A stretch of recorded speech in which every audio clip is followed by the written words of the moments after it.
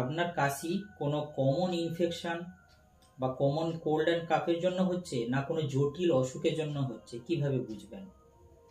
যদি আপনি দেখেন কাশি 2 থেকে 3 সপ্তাহের বেশি হচ্ছে, কাশির সঙ্গে রক্ত পড়ছে, কাশির সঙ্গে শ্বাসকষ্ট হচ্ছে, কাশির সঙ্গে বুকে ব্যথা হচ্ছে, কাশির সঙ্গে জ্বর আসছে, ওজন কমে যাচ্ছে, রাত্রে ঘাম হচ্ছে, কাশির সঙ্গে খুব বেশি পরিমাণে হলুদ, সবুজ বা সাদা কফ উঠছে, তখন কিন্তু আপনাকে বুঝতে হবে এটা কিন্তু কোনো সাধারণ কফ কাশি নয়, এটার সঙ্গে কোনো জটিল অসুখ আছে। তখন কিন্তু আপনাকে ডাক্তারবাবুর শরণাপন্ন হতে হবে।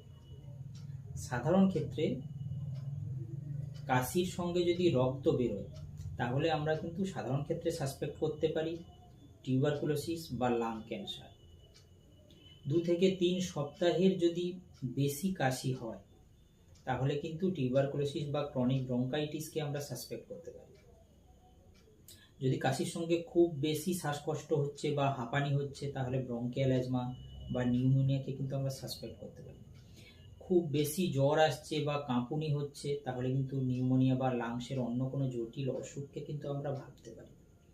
যদি কাশির সঙ্গে বুকে ব্যথা হচ্ছে তাহলে কিন্তু লাংসের কিছু অসুখ থাকে বা হার্টের কোনো অসুখের কথা আমরা কিন্তু ভাবতে পারি। অস্বাভাবিকভাবে কোনো ওজন কমে যাচ্ছে, খুব দুর্বলতা লাগছে বা দীর্ঘমেয়াদী কাশি হচ্ছে, তখন কিন্তু টিউবারকুলোসিস বা লাং ক্যান্সারের কথা ভাবতে পারি। যদি রাত্রে ঘাম হচ্ছে তখন কিন্তু এটাকে আমরা টিউবারকুলোসিস সাসপেক্ট করতে পারি। যদি খুব বেশি সাদা, হলুদ বা সবুজ কফ হচ্ছে তখন কিন্তু কিছু ইনফেকশন, মেনলি ব্যাকটেরিয়াল ইনফেকশনের কথা কিন্তু আমরা ভাবতে পারি। এই ওয়ার্নিং সাইনগুলো যখন আমরা পাবো তখন কিন্তু আমরা এটাই কিন্তু সাধারণ কোল্ড অ্যান্ড কাফ বা কমন কোনো ইনফেকশন হয়েছে এটা বলে কিন্তু আমি বাড়িতে বসে থাকবো না, আমি ডাক্তারবাবুর শরণাপন্ন হব।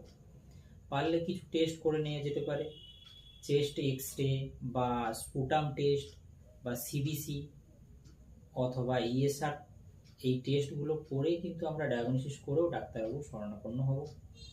যে কোনো অভিজ্ঞ ডাক্তারবাবুর কাছে কিন্তু ওষুধ খেতে পারেন। এক্ষেত্রে হোমিওপ্যাথিতে কিন্তু খুব ভালো চিকিৎসা হয়। কাশির জন্য কিন্তু হোমিওপ্যাথিক যে কোনো ক্রনিক কাশি কিন্তু হোমিওপ্যাথিতে কোনো অভিজ্ঞ হোমিওপ্যাথি ডাক্তারবাবুকে দেখালে উনি কিন্তু ওষুধ দিলে কিন্তু এটা সম্পূর্ণভাবে সুস্থ হয়ে যায়।